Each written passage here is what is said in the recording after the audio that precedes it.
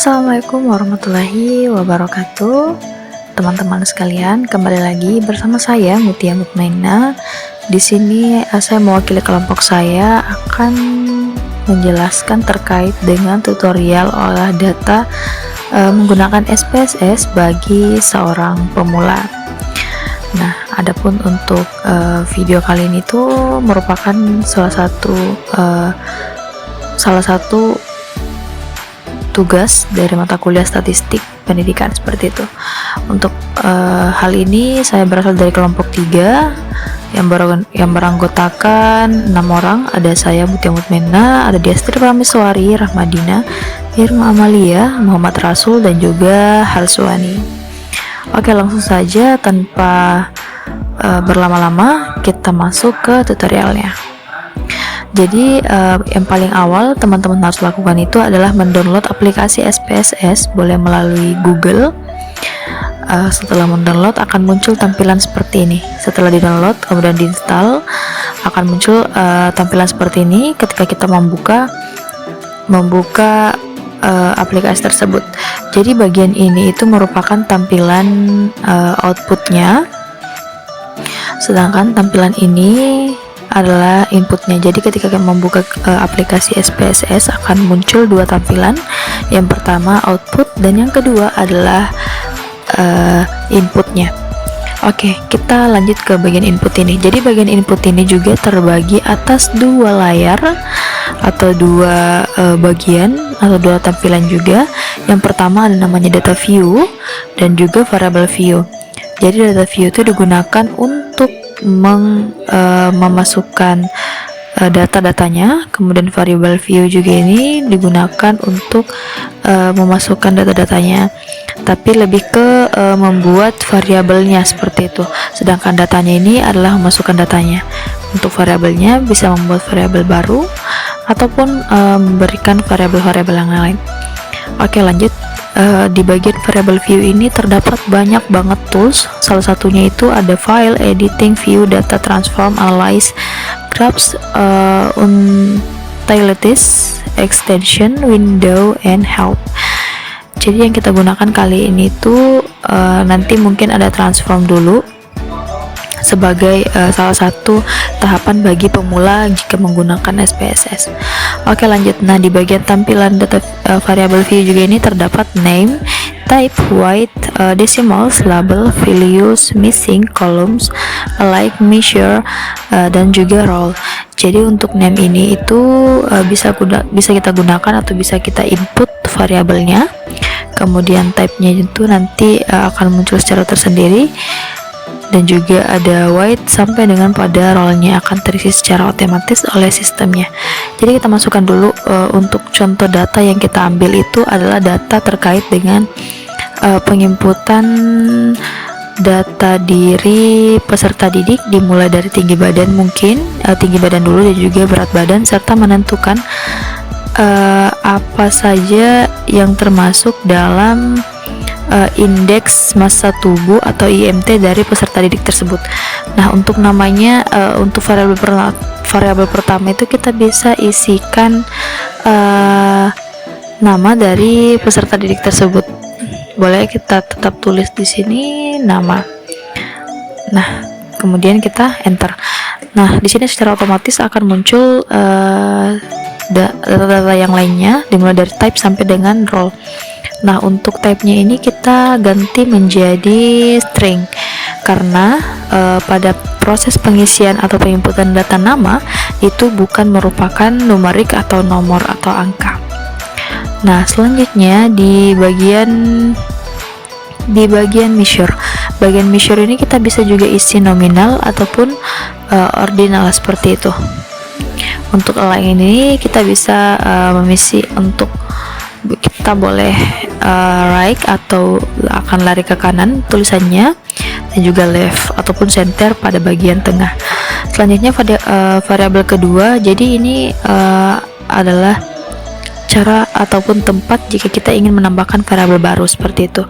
Ini contohnya variabel pertama, variabel kedua, variabel ketiga, variabel 4, dan seterusnya.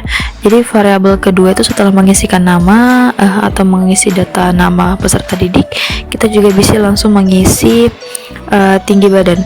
Jadi pada bagian name ini itu kita hanya boleh mengisi singkatan dari label tersebut, label atau keterangan. Nah, bagian label ini itu berisikan keterangan dari variabel kita. Contohnya kan ini nama, kita boleh singkat NM aja, kita singkat NM. Nah, pada bagian label ini kita bisa tuliskan keterangan apa dari variabel kita. Contohnya kita itu kan name artinya nama, seperti ini ya. Ingat, di bagian name ini atau variabel ini tidak boleh ada spasi, seperti itu ya. Jadi ketika kita ingin mengisikan variabel yang lainnya, contoh tinggi badan, kita nggak boleh tulis tinggi badan, tapi cukup tuliskan TB saja, underscore siswa, boleh seperti itu ya. Tapi jika tidak ingin seperti itu, boleh langsung TB saja, TB, seperti itu ya. Untuk labelnya kita tulis tinggi badan, boleh dikasih keterangan siswa, boleh juga tidak. Jadi untuk tabnya ini kita isikan numerik, karena pada bagian TB itu kan nanti datanya merupakan nomor, seperti itu. Kemudian measure-nya ini kita boleh tulis scale. Jika type-nya numerik, kita boleh isi measure-nya itu adalah scale, seperti itu ya. Kemudian setelah tinggi badan, kita bisa mengisi berat badan siswa tentunya. Kemudian kita tuliskan lagi di sini pada bagian ininya berat badan, seperti itu ya. Kemudian measure-nya kita tetapkan juga sebagai scale. Nah, di sini juga kita isi indeks massa tubuh dari siswa, SW atau SS aja ya. Kita isi indeks massa tubuh, itu aja ya, IMT aja, IMT atau IMT anak deh, IMT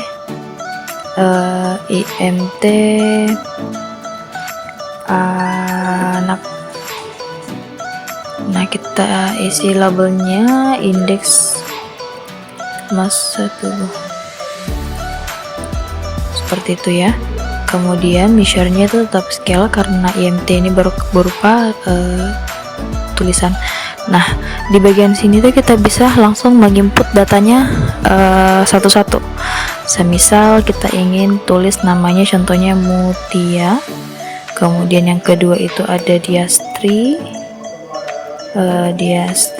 kemudian yang ketiga itu datanya nama siswanya, contohnya Rasul, dan yang keempat itu contohnya Harswani. Nah, untuk tinggi badan kita input angkanya. Jadi tinggi badan Mutia contohnya 130 cm. Kemudian Diastri contohnya dia tinggi badannya 135 cm. Kemudian Rasul contohnya dia tinggi badannya 140. Kemudian Harswani tingginya mungkin kita isikan 130 aja juga.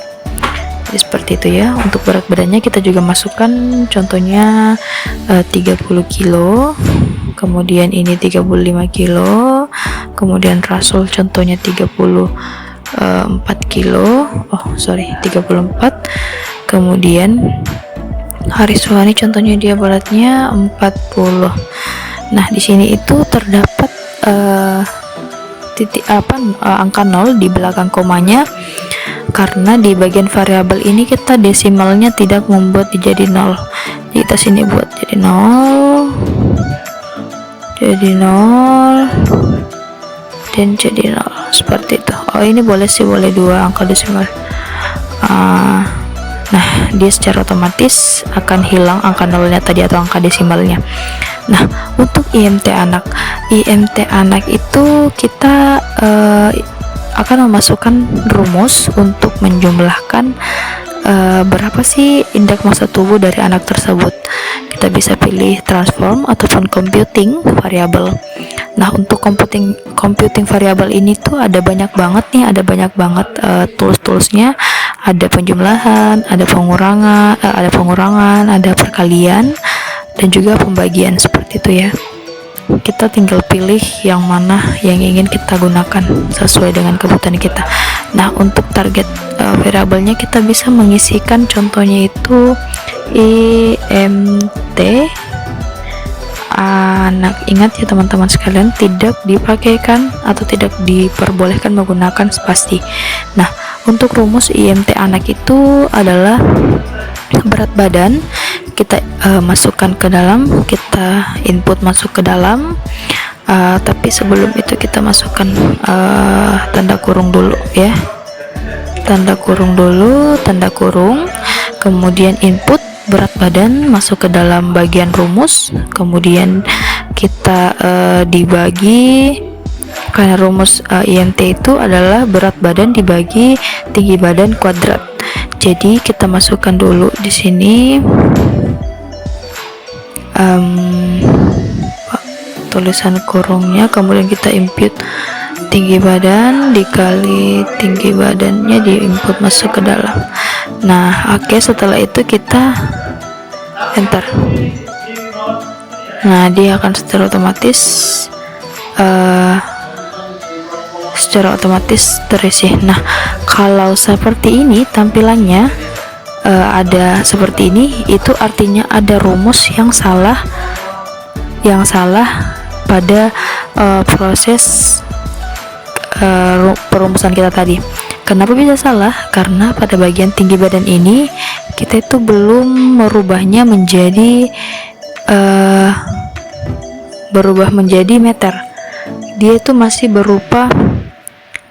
berupa sentimeter, sedangkan rumusnya itu kan ketika ingin menentukan IMT itu rumusnya tinggi badan harus bukan berupa sentimeter, tapi harus berupa meter. Jadi kita masukkan lagi kembali datanya. Di sini kita ubah menjadi TB dalam TB meter. Nah, seperti ini. Untuk ininya kita reset dulu. Oke. Untuk computingnya lagi kita reset. Tinggi badan dalam tulisan meter. Jadi untuk rumusnya ini adalah tinggi badan kita masukkan ke dalam dibagi 100, karena dari sentimeter ke meter itu dibagi 100. Nah, oke, kita enter. Nah, secara otomatis tinggi badannya akan berubah menjadi meter seperti itu. Nah, jika sudah seperti ini, kita bisa langsung menjumlahkan atau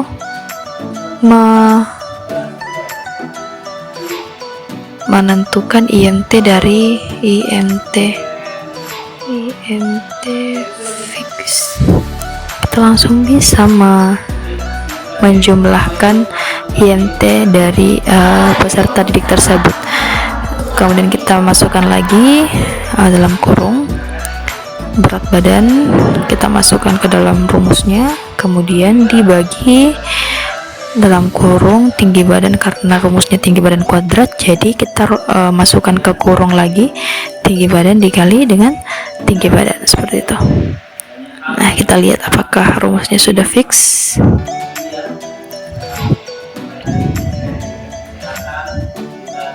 Nah, selanjutnya kita akan beralih ke perhitungan IMT anak tadi, karena tadi IMT-nya itu tidak valid rumusnya seperti itu. Jadi kita pencet lagi kita ke bagian transform, kemudian computing variable. Kita tulis di sini IMT new. Nah, kita mohon maaf, kita reset dulu, kemudian kita masukkan IMT new. Nah, di bagian rumusnya kita masukkan berat badan, kemudian dibagi dalam kurung tinggi badan yang sudah menjadi meter dikali tinggi badan yang sudah berapa meter. Nah, secara otomatis dia akan terkalkulator atau terkalkulat secara otomatis IMT dari anak tersebut. Contohnya Mutia tadi tuh indeks massa tubuhnya adalah 17,75 karena tinggi badannya 130, sedangkan berat badannya tinggi badannya itu 130 cm dan berat badannya 30 kg, seperti itu. Mungkin itu dulu untuk tutorial singkatnya yang bisa saya berikan, tapi sebelumnya saya sudah memiliki salah satu contoh data yang teman-teman bisa gunakan, yaitu terkait dengan data karyawan. Nah, di sini tuh saya ingin mencoba untuk menghitung selisih gaji karyawan ini, dimana gaji sekarangnya itu pada variabel pertama gaji sekarangnya adalah 57.000 dan gaji awalnya itu adalah 77.000. Di sini kita akan belajar untuk menghitung selisih gaji dari karyawan tersebut. Nah, kita masukkan variabelnya. Jadi untuk mengetahui selisih gaji dari karyawan tersebut itu adalah gaji sekarang. Gaji sekarang itu kita input masuk ke dalam dikurang dengan gaji awalnya. Untuk mengetahui selisih gaji, kita tulis di sini selisih gaji. Nah, oke. Secara otomatis dia akan menghitung selisih gaji antara karyawan pertama sampai dengan karyawan terakhir. Jadi karyawan pertama itu selisih gajinya itu adalah 30.000. Nah, untuk 00 ini di belakang angka itu kita bisa hilangkan dengan cara kita kembali ke variable view, kemudian selisih gajinya kita pencet di bagian desimal, kita ubah menjadi 0. Nah, secara otomatis dia akan berubah menjadi angka saja tanpa angka desimal, seperti itu. Mungkin itu saja dulu sih untuk tutorial singkatnya bagi pemula yang dapat saya jelaskan. Untuk yang lebih lanjutnya teman-teman boleh nonton video lain yang sudah tersedia di link YouTube kami. Semoga bermanfaat. Sekian dari saya. Wassalamualaikum warahmatullahi wabarakatuh.